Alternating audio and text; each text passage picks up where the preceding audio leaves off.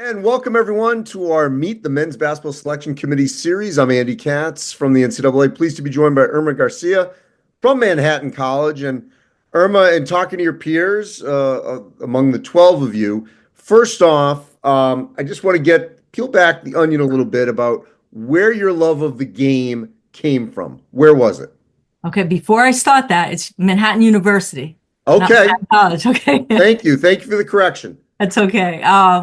Geez, I thought about that, right? So when I was a little kid, even before, I was like 4 or 5.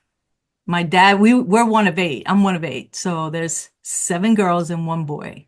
And so I think after the fourth child and we're all a year apart, he kind of was thinking, I don't have any boys. So he took the oldest, Sandy, and myself to all these games. We saw the Knick games, and he was in the post office in a very well area in New York City. And so he used to get a lot of good tickets to the games. He would never go to Shea Stadium. Okay, that was out because he's a Dodger fan, but he would take us to the Yankee game and the Knick game. Now, going maybe many years later, my mom now is in a senior living home, right? My dad passed away 2012. And, they know her as the ringer, right?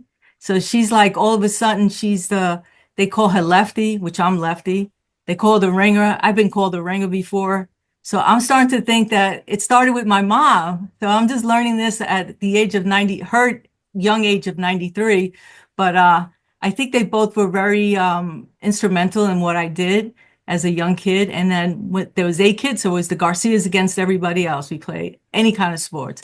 Taps was our big game. It's a city game using, we used to play against the sign, the no parking sign. That used to be, if you can get it right on the no, then you would be really good shooter, known as a good shooter.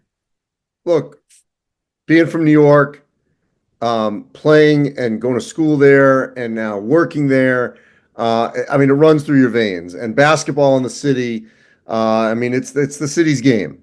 You Absolutely. can't avoid it. How much has that, as mature, going adulthood, going to being a professional, how much has that stayed right with you as player, administrator, and so on? So I mean, again, I learned how to play basketball in the streets. I used to play. I mean, back when we played in college, it was a men's ball. And I have little hands, but I had to figure out. And back then, it wasn't those grips. These guys now have it made. And yet you had to like. I started here, and then coach said you had to get it here, and I'm like, but I feel comfortable here. So it started there. But then once I got into high school, I remember not making the team because I didn't know the rules. And it was then that was one coach, I'll never forget him, Coach McCarthy. He took us in and he taught me how to play the game and really taught me how to understand the game. So it was then when I realized I need to really concentrate hard. And when people say what to do, so I can learn it the right way. Moving forward, I went to St. Francis College, as you may know, and I played there for 4 years. And then from there, I went into the real world, came back, coached, then was the assistant AD, associate AD, AD. And all through that time, you want to make sure that you don't let people know that basketball is your first love, but it's always been my first love.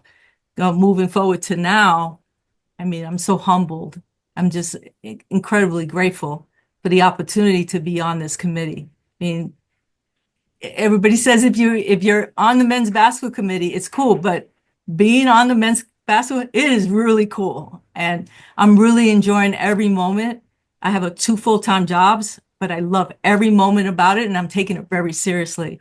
I have to credit like Dan and Joanne and LJ and David, and there's so many Tammy, so many of the crew, because they know how to treat the committee right. And there's one thing that I've learned from them, and I take it. I'm a quick learner. Care is so important. How you treat people, how you make them feel in a space that is really difficult because we're making decisions that are going to affect many, many schools. And so I take it really seriously, and I'm looking forward to just continuing to be part of this. So here's what I love. Certainly, and I grew up in Boston, but if you're from the Northeast, especially if you're from New York, you're not a wallflower. You're going to speak up. You're going to know that you're in the room. And, you know, you clearly are not shy about your presence. No. The only woman, I mean, on the committee, obviously Joanne Scott runs a lot of it, but in terms of on the 12-person committee, you're a Hispanic woman. You come from a school that traditionally is a one big league, in a one big league, whether where you played and now where you work as an athletic director.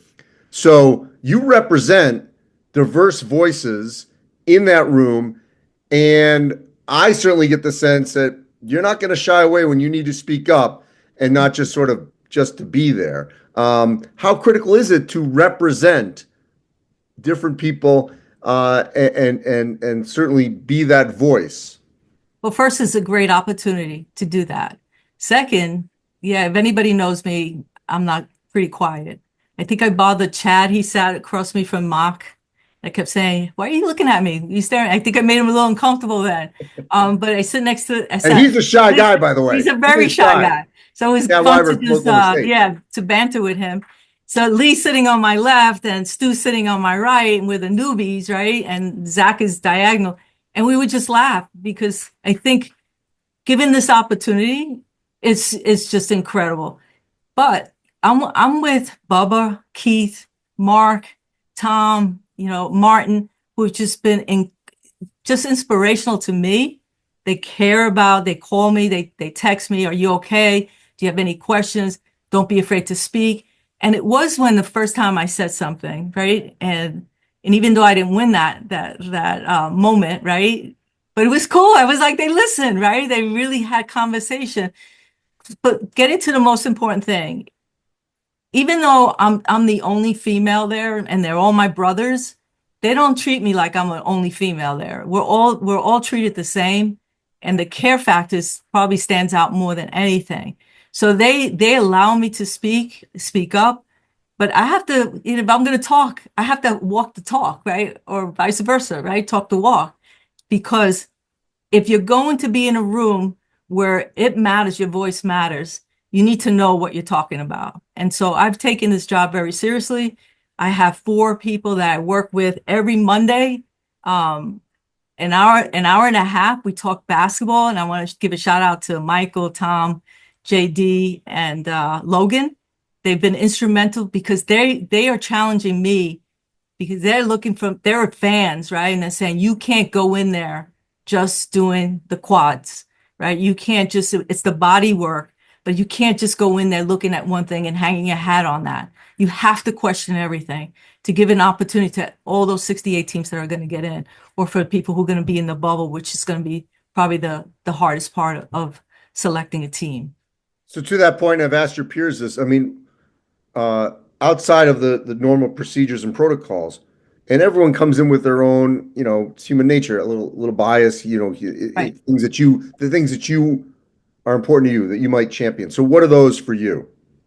Well, again, and I'm sure my brothers will say it's the body work, right? So it's the whole resume. And for me, I had to change it, right? I went in with the mock thinking one way and thinking that was, oh, I got this, I got this. But then you leave saying, wow, I didn't look at that. What Tom just said, or what Mark just said, right? Or even Lee bringing up a good point. He will whisper in my ear, like, what do you think? It's more about finding what you're comfortable with, but shame on me if I only hang my hat on one thing or 2 things. I think it's really important to even go further, like the efficiencies, like offense and defense efficiencies. On those Monday nights, we even go further to talk about assist turnover ratios, right? We talk about the little things that might matter on selection day. So I really I'm starting to look at the whole picture, but yeah, I think it's important what we as a group after conversation, and we do have conversation. There was the first one, right? When we talked about the first number one and it was unanimous, right? And everybody knows that. Guess what? There was conversation, right? So that was the tone for me that said, this is going to be cool because everybody's going to talk about every move that we make. It's a conversation and it should be. So I think for me, it's about finding those little things that might matter, right? Go deeper into your resources not just the quads, not just watching games. And I gotta tell you, you have to watch games. I mean, if you're not watching games, even when somebody on a Monday night says, "Did you watch this?" I go back into Synergy, say, "I didn't see that. Let me go back and look at it because it matters." So just knowing that, I think that's how I'm looking at it. Like I'm going to go even deeper into what the resources that I have to make the right selection. So you know, being at St. Francis in Manhattan, um, that you're not going to get the high majors to come to your gym. So in terms of that non-conference schedule, and obviously every game matters, how much are you looking at, okay, what did they do in the games that they could control when they know they could get everyone to come to them? But how much do they challenge themselves and leave that bubble on their campus if they're in one of those power conferences? Well, I'm gonna say this. I don't know you. I don't know you personally. I haven't met you personally. I am sure we will. But your ears must ring because I've watched every video you've made. Okay, and if coaches would just go back and watch those videos, they would learn so much more about selection and the process from November all the way to April 8th, right? So for me, it's like I want them to learn what we're doing and then they decide, right? What type we all know the transfer portal is important. After speaking or watching those videos, now I know what I have to go after. And then it's a fit, right? Then summer workouts is really, really important because when I coached, I mean, it was what was it? Non-conference. You play your non-conference to prepare for your conference. You play your conference to prepare for your playoffs and hopefully make the championship. That's out the window. So they need to learn what this whole process is all about.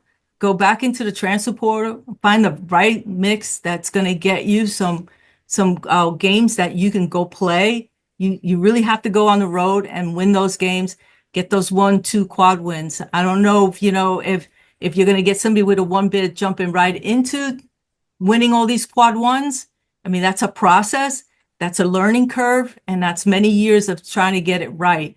But you can make a difference when you go play on the road and win some of those MTE games. Last thing for you, I want to get your opinion on this because I thought Tom Wistrcill from Big Sky made a great point about this. I mean, look, we've seen 216s beat a one. We've seen St. Peter's as a 15 go all the way to the Elite Eight. So those, I got to give a shout out to Mac. yes. So Yeah, those seeds, 14, 15, 16, they matter where they are on that bracket. absolutely. And obviously you come from that world. How critical is it not just to throw darts on a board and say, oh, we'll put this one here, this one there. Let's really see, okay, is Yeah. this the right place for this 15, this 16, this 14? Right. So we're all given conferences that we have to monitor, and I have a few that would fall under the 15, 16s. And so I take that seriously too, right? So, because you may have a 15, 16. In fact, I do see some teams that if they win their conference, right? But a lot of it has to be where they win the conference.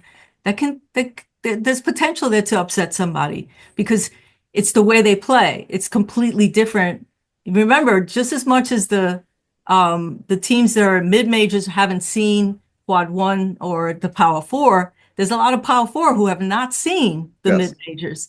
And so there's a learning curve for them too. And I'm sure once they see a number, let's say a 13, they go, oh, here we go again. And then asking everybody for tapes and all that. How do we play them? Because it's a completely different type of game than they've seen all year. So yeah, it matters. I mean, you talk about the 15s, the 16s. You need to do your homework. You need to make sure that when the monitoring is happening, that I'm speaking up about the players who are injured, the players who are doing really, really well.